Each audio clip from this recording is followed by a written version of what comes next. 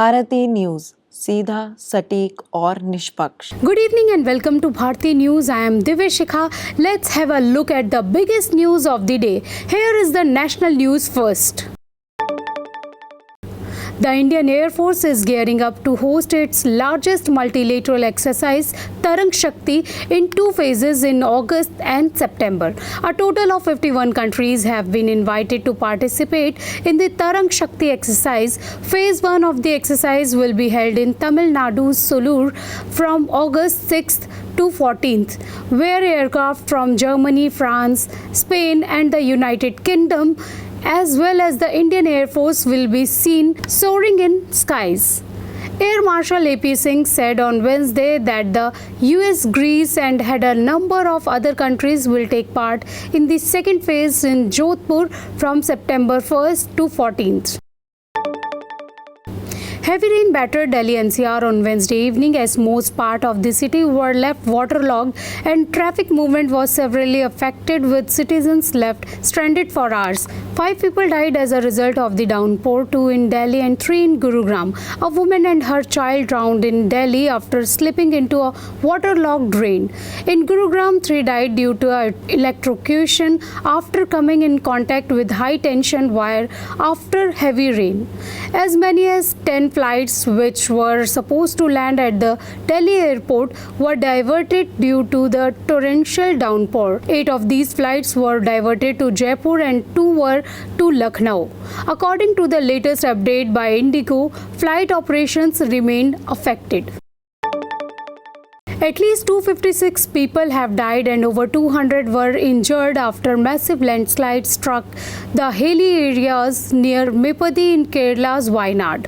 Health Minister Veena George said, "The army has rescued around 1,000 people and 220 people are still missing."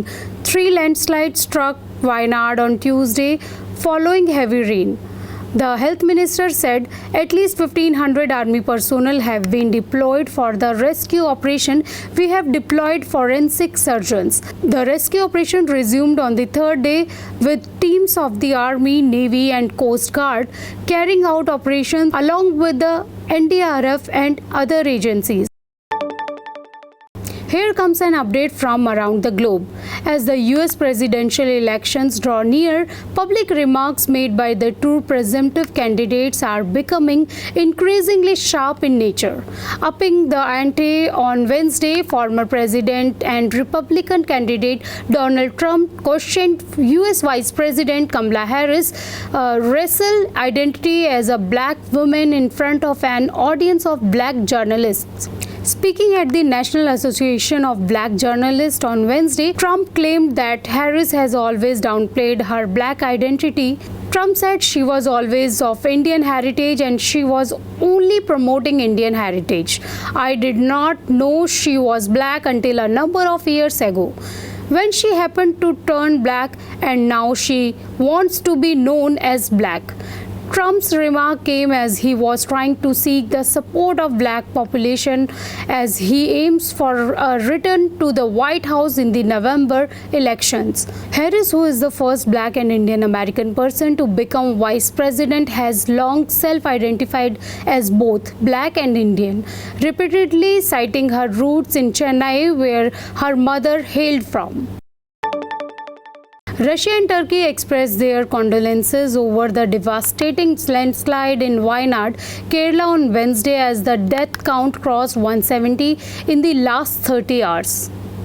Russian President Vladimir Putin sent a condolence message to President Draupadi Murmu and Prime Minister Narendra Modi over the tragic consequences of the Kerala landslides.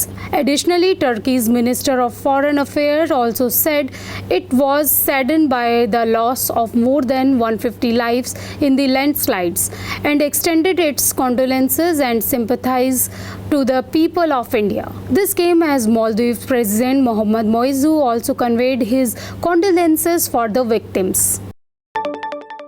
So here comes the business news. The Income Tax Department reported that over 7 crore income tax returns have been filed by 7 p.m. on Wednesday, the final day for filing ITRs for the fiscal year 2023-2024. The department posted on X more than 7 crore ITRs have been filed so far, out of which over 50 lakh ITRs have been filed today till 7 pm. Meanwhile, the Income Tax Department confirmed that the deadline for filing income tax return for the financial year 2023-24 is today, July 31st, 2024, and no extension has been announced despite circulating rumors on social media. A ransomware attack on technology service provider has forced payment systems across nearly 300 small Indian local banks to shut down temporarily.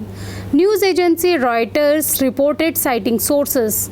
The attack affected CH Technologies, a provider of banking technology systems to small banks across the country, they said. The Reserve Bank of India, the country's banking and payment system regulator, did not respond to Reuters' request for comment. The National Payment Corporation of India, an authority that oversees payment systems, in a public advisory issued late on Wednesday, said that it had temporarily isolated CH Technologies from accessing the retail payment system operated by NPCI. The NPCI said customers of the bank serviced by CH will not be able to access payment systems during the period of isolation. So here comes the sports news. Lovelina Borgohain, PV Sindhu and Lakshya Sen had reason to cheer for on day 5 of the Paris Olympics. The 26-year-old Lovelina defeated Sunniva Hofstad is only one short of assuring India another medal in the ongoing quadrennial event. In another boxing event, Nishan Dev made his way through to the quarters after beating Josh Gabriel Rodriguez Tenario. PV Sindhu topped her group after beating Kristen Kuba in straight games. She advanced to the pre-quarters and stayed in contention for a third Olympic medal. Lakshya Sen defeated Jonathan Christie and will now face Indian compatriot HS Pranay. The former Indian cricketer Anshuman Gaikwad passed away aged 71 on Wednesday, July 31st. The Mumbai-born cricketer was battling with blood cancer and recently returned to India after undergoing treatment at the King's College Hospital in London. Gaikwad played 55 international matches for India and over 250 domestic matches for Baroda. He made his international debut against West Indies in a test match at Eden Gardens and last played an ODI game in 1987. The BCCI Secretary Jay Shah instructed the board to aid Gaikwad for his medical expenses last month. The former captain Kapil Dev had urged the BCCI to provide financial aid to the former cricketer who was receiving treatment in Vadodara. Prime Minister Narendra Modi paid his condolences to Gaikwad's family and remembered his contributions to Indian cricket in his X post. So that concludes our news bulletin for today. Thank you for joining us. Stay tuned to Bharti News for continuous coverage and more updates. Wishing you a good evening and a great night ahead. Thank you.